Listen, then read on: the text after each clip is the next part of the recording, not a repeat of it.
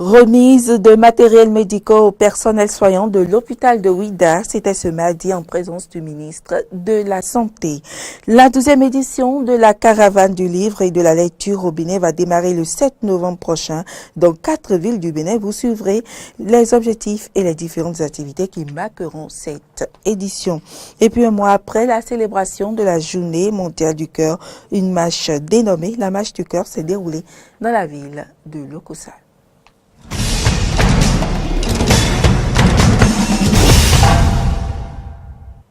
Mesdames, Messieurs, bonjour et merci de prendre ce rendez-vous de l'actualité sur Eden Télévision.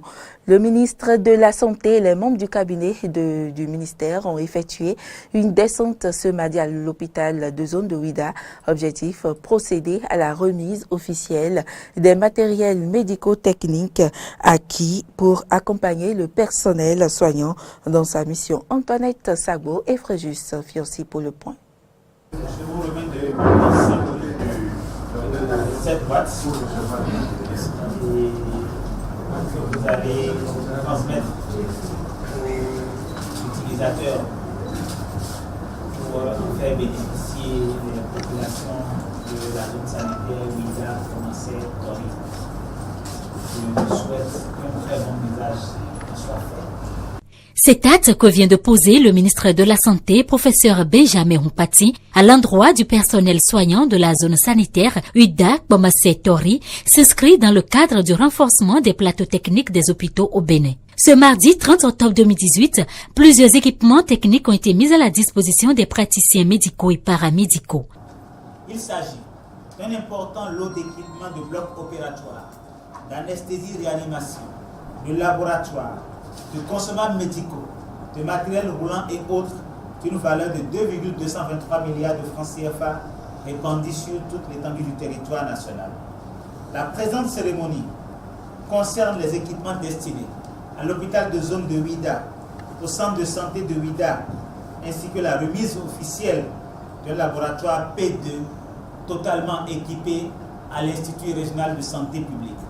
Ce laboratoire permettra de faire non seulement face à l'appui diagnostic lors des épidémies récurrentes, mais également aux besoins de recherche.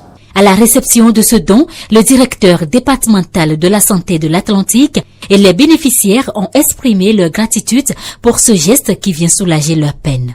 Je voudrais très humblement demander à son Excellence, Monsieur le ministre, de transmettre au chef de l'État, son Excellence, Monsieur Patrice Atanas Guillaume Talon, non seulement la satisfaction, mais aussi et surtout les remerciements des populations de Ouidah et environ pour ce acte salvateur. Au nom du personnel de la zone sanitaire Ouidah, Bomassé, Tori, aussitôt, je formule mes sincères remerciements à toutes les parties prenantes qui ont permis la mise à disposition de ces équipements, qui seront utilisés à bon escient pour améliorer la qualité des soins offerts à nos usagers. Par la même occasion, la porte-parole des récipiendaires a formulé quelques doléances. Nous avons besoin, pour un bloc opératoire plus performant, d'un autoclave de grande capacité. Pour faire fonctionner les machines, il faut des hommes. Et les ressources humaines sont ce qui manque le plus dans notre zone sanitaire. La cérémonie de remise officielle de ces équipements médicaux a été possible grâce au soutien financier du Fonds mondial au profit des formations sanitaires en vue de l'amélioration de la qualité des soins. Les cadres à divers niveaux du ministère de l'Agriculture étaient en conclave ce mardi au Codiam de Cotonou. Il s'agit pour eux de faire le point du travail abattu après 3 trimestres de l'année 2018 et de prendre de nouvelles résolutions pour mieux s'engager sur le reste du plan annuel de travail. Frédéric Espoir Roumambourg et Fréjus Fiorci pour le point.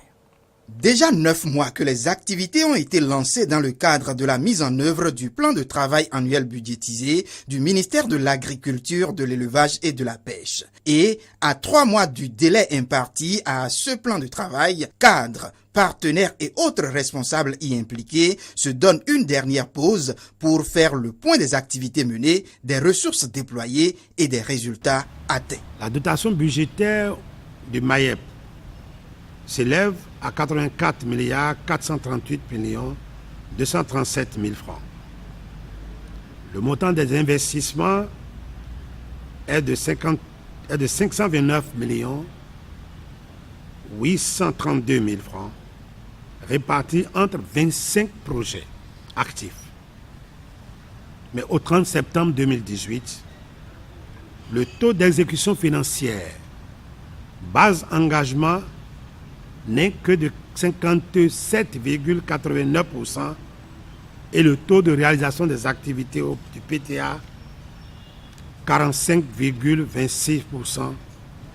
Et ça, c'est relativement faible au regard de la consommation du troisième trimestre de l'année 2018. Cette revue trimestrielle se tient environ un mois après la fin du troisième trimestre. Un gap qui, selon le directeur de la programmation et de la prospective, se justifie. Je me rappelle très bien le coup de colère du ministre quand on tardait à organiser la revue du premier trimestre. Depuis, nous avons pris note. Les écarts de date pour l'organisation des revues ont été considérablement réduits, même si pour la présente, nous sommes encore à un mois.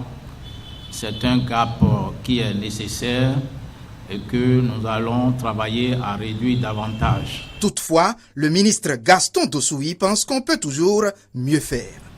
Je voudrais que chacun de nous en soit conscient pour dire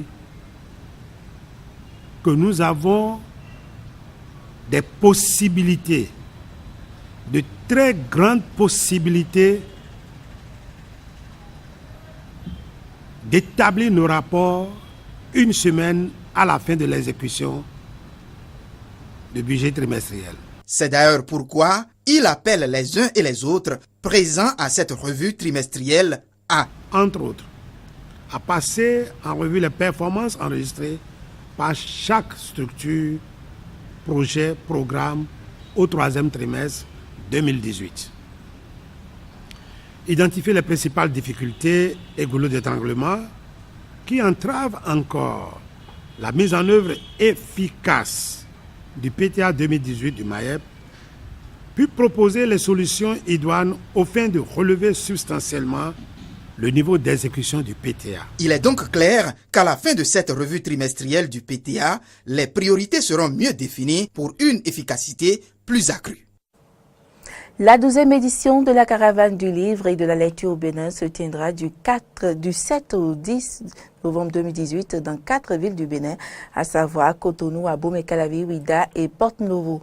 Quels sont les objectifs et les différentes activités qui marqueront cette édition? L'élément de réponse dans ce reportage de Cano François Mbélérinton. Du 7 au 10 novembre 2018 se déroulera la 12e édition de l'événement La Caravane du livre et de la lecture au Bénin. Un événement à mettre à l'actif de la librairie Notre-Dame avec le soutien de l'Association internationale des libraires francophones et celui du ministère du Tourisme, de la Culture et des Sports. Réunissant l'ensemble des acteurs de la chaîne du livre en communion avec le public, cette 12e édition a des objectifs et particularités dont il est impératif de souligner. Prudensienne Gbagidi, directrice de la librairie Notre-Dame. Pour cette 12e édition, la particularité, c'est d'enraciner les efforts investis dans la promotion de la littérature africaine et béninoise en particulier, de toujours promouvoir, parce que, comme on le dit, avec le développement des NTIC, la lecture plaisir recule de jour en jour avec la nouvelle génération.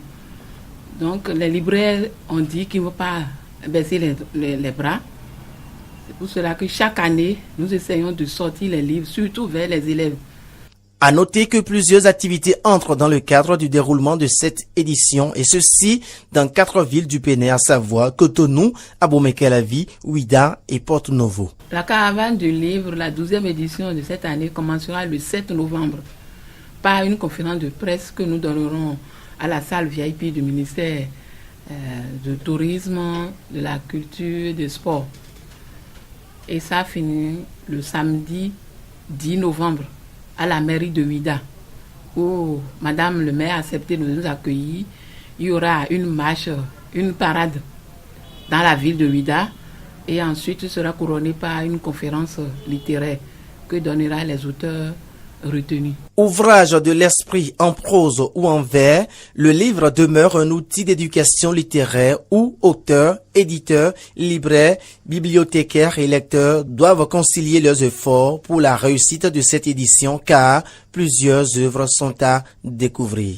Le 7e rapport d'activité du président de l'Assemblée nationale, Maître Adrien Mbedi, a été adopté ce lundi par les députés après exposé des grandes lignes et des observations des honorables députés. On fait le point avec Amen Didier Humpenoudji et Romaric Devauchy.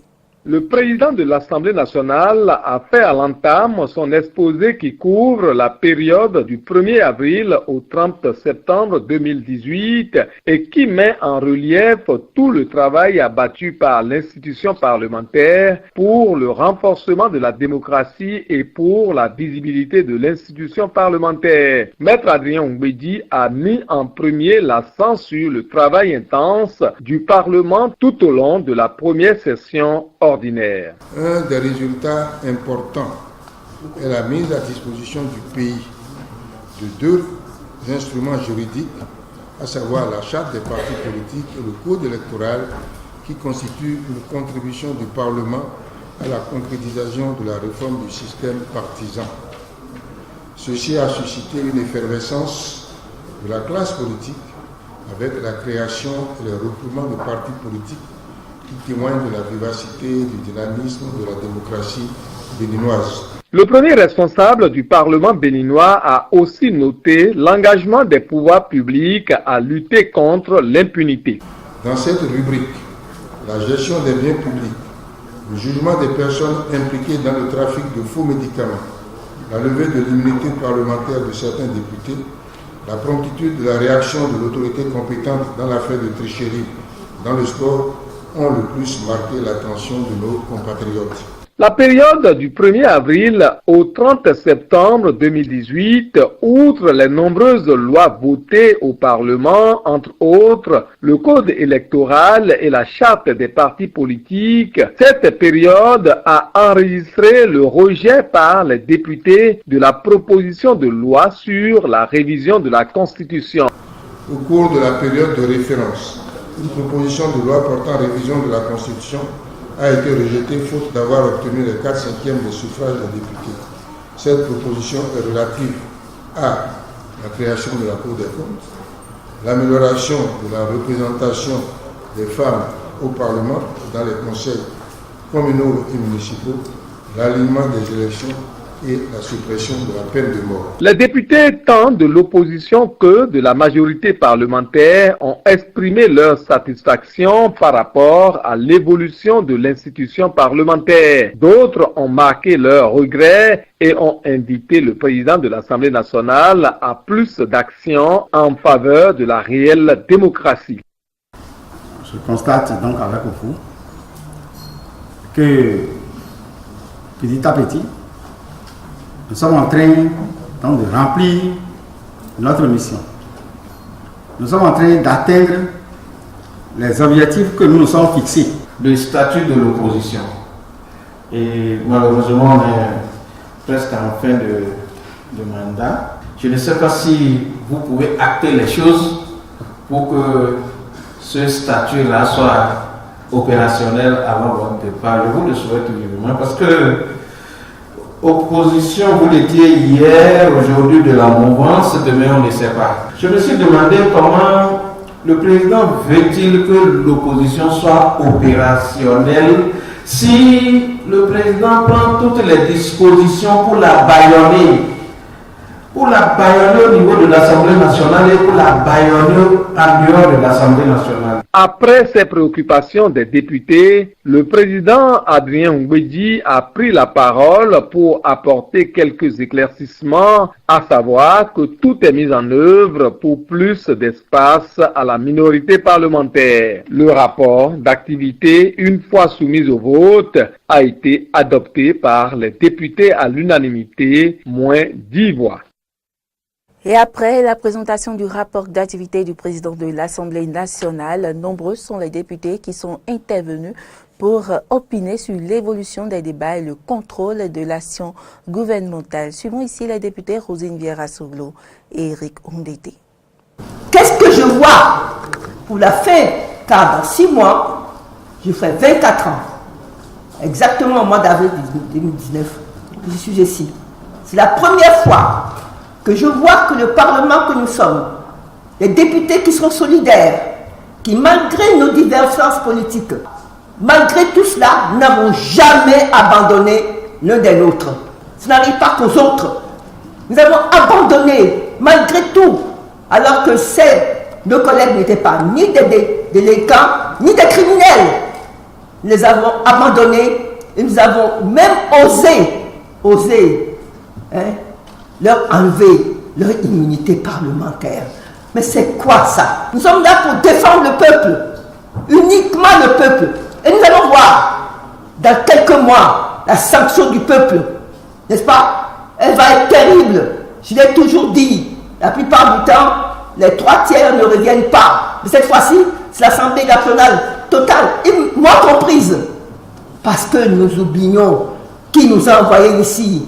Nous faisons fi de la population, de sa misère. Le contrôle parlementaire de l'action gouvernementale. Nous avons tenu une séance et demie de contrôle parlementaire. Lorsque ces séances ne sont pas tenues, ou lorsque le gouvernement fait l'option de ne pas répondre aux questions écrites, ça pose quelques problèmes.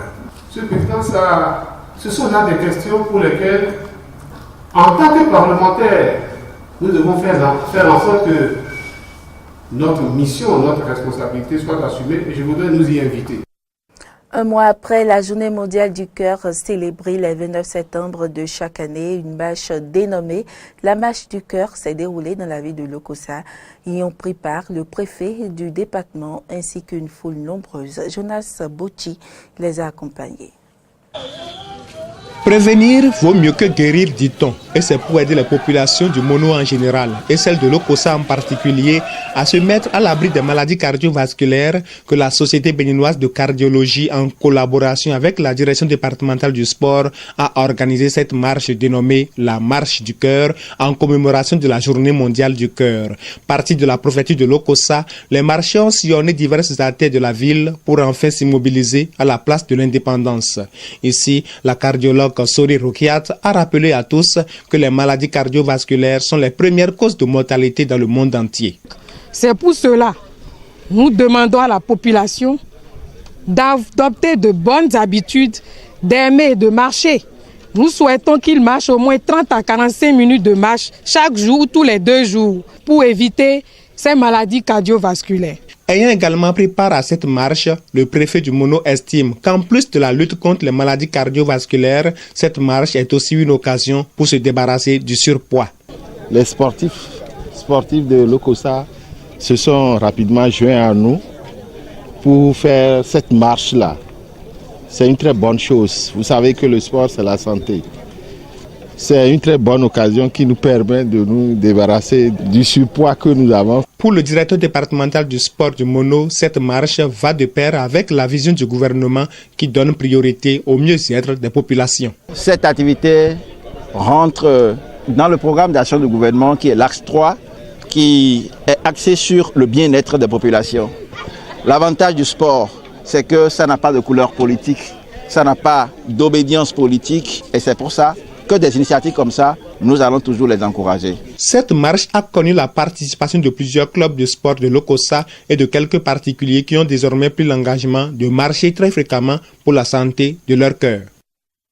Et puis en image, des feux de brousse ont fait plusieurs morts sur la célèbre Garden Route au sud de l'Afrique du Sud et détruit des milliers d'hectares de végétation.